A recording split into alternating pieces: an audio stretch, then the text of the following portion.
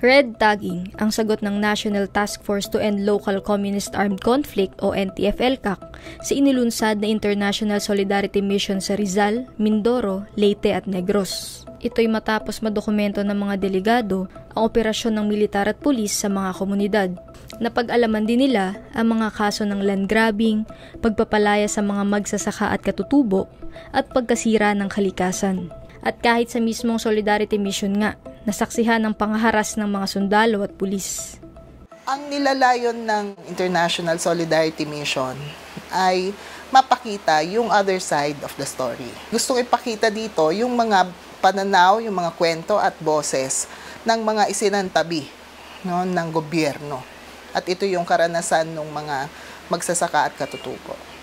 Tampok sa findings ng mission ang mga isyong hinaharap ng komunidad, gaya ng pagtatayo ng kaliwadam sa Rizal, pagpapalayas at harassment ng Peaceland Corporation sa mga katutubo sa Mindoro, Cancabato Causeway Project sa Leyte at palm oil plantation sa Negros. Kinundina ng human rights groups ang presensya ng militar at pulis habang isinasagawa ang International Solidarity Mission.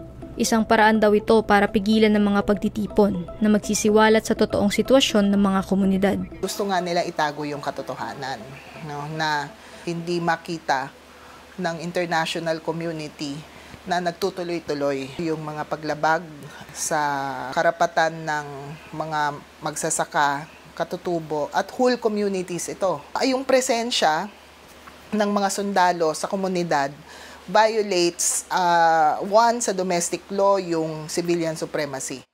Para kay Sunny Sinigmayon, katutubong Mangyan Iraya at biktima ng pangharas ng Peaceland Corporation, makatwiran ang paglulunsad ng International Solidarity Mission. Huwag lang gambalain yung mga gustong tumulong ng mga bisita mula sa iba-ibang bansa. Hindi ko kinakatakutan yan dahil po wala po kaming ginagawa. Wala pong ginagawa yung mga bisita natin.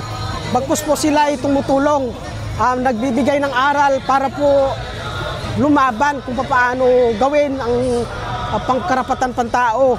Kinundena ng grupong karapatan ang mga programa ng pamahalaan gaya ng National Action Plan for Unity, Peace and Development.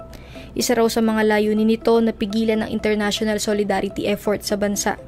Binigyang diin ng grupo na isang fundamental right ang international solidarity.